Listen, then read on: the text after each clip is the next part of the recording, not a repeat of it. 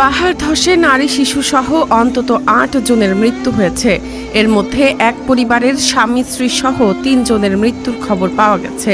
৫ জুলাই রোববার দিবাগত রাতে কক্সবাজারে পৃথকভাবে ৪টি পাহাড় ধসের ঘটনা ঘটে। রাত ১টা থেকে ৩টার মধ্যে উখিয়ার বালুখালী, কুতুপালং ও জামশিয়া রোহিঙ্গা আশ্রয় শিবিরে ঘটনাগুলো ঘটে। ৮ জনের মৃত্যুর বিষয়টি উখিয়া ফায়ার সার্ভিস ও সিভিল ডিফেন্স স্টেশনের কর্মকর্তা ডলার ত্রিপুরা নিশ্চিত করেছেন। তিনি বলেন, ভারী বৃষ্টিতে পাহাড় ধসের কারণে ৮ জনের মৃত্যু হয়েছে। পাহাড় ধসের খবর পেয়ে তাদের ২টি ইউনিট ঘটনাস্থলে ছুটে যায়। রোহিঙ্গা স্বেচ্ছাসেবীদের সহযোগিতায় ভোর পর্যন্ত অভিযান চালিয়ে ৮ জনের লাশ উদ্ধার করা হয়েছে।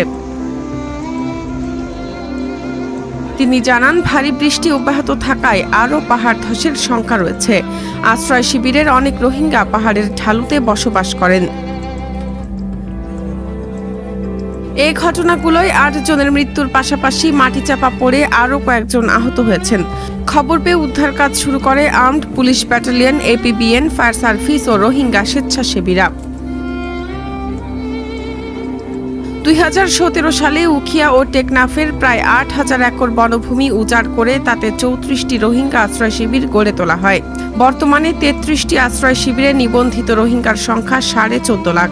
এর মধ্যে অন্তত ৮০,০০০ রোহিঙ্গা ভূমিধসের ঝুঁকিতে রয়েছে।